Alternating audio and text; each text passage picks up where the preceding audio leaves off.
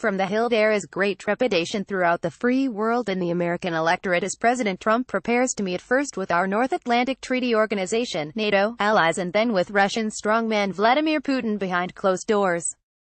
With one of the most consequential midterm elections in American history fast approaching, Putin continuing his attacks against Western democracy and the investigation by Special Counsel Robert Mueller of the Russia scandal moving towards a crescendo, a powerful convergence of great events has arrived. As Trump begins his European visit, here is the playing field for this great convergence. The first battlefield pits Defense Secretary James Mattis, an invaluable defender of the post-war alliance that has protected our peace and security for 7 decades, against President Trump, the only post-war president who has been consistently contemptuous of the NATO alliance. The second battlefield pits Trump against our NATO and Democratic allies, who he often criticizes and undermines while praising unsavory dictators like the Russian strongman who attacks us and abuses his people. The third battlefield pits NATO and the democratic world against Putin, who seeks to divide and conquer democratic institutions, security relationships and economic alliances that have protected our security and enhanced our prosperity since World War II.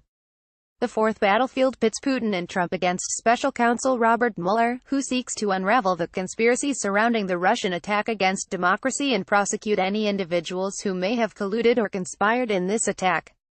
All of these battlefields, plus the great Supreme Court confirmation battle that has now begun, are destined to keep converging and intensifying until the midterm elections, which will coincide with the 50th anniversary of Richard Nixon's election as president in 1968.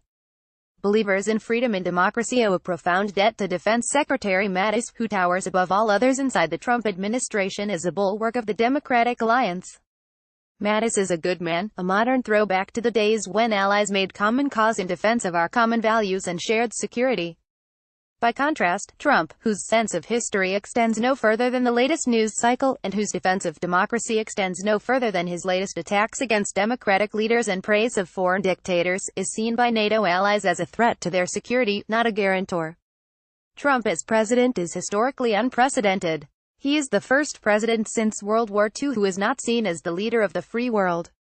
Many of the leaders of free world nations view Trump with horror and trepidation. Advertisement: Trump's disastrous behavior at the latest Group of 7 meeting, which sunk to a litany of insults against Democratic allies and their leaders, led some to refer to the Group of 6+1. The free world prays that Mattis will persuade Trump to play the Democratic statesman at the NATO meeting. Putin yearns for Trump to continue attacking Democratic leaders, dividing Democratic peoples, undermining Democratic alliances and tearing at the fabric of Democratic institutions. Trump and Mattis may well be destined for an historic clash of worldviews. Next, page 1, 2 opednews.com. Brent Budowski is a regular columnist on thehill.com. He served as legislative assistant to U.S. Senator Lloyd Bentsen, responsible for commerce and intelligence matters, including one of the core drafters of the CIA identities law. Served more, share author on social media. The views expressed herein are the sole responsibility of the author and do not necessarily reflect those of this website or its editors. Want to post your own comment on this article?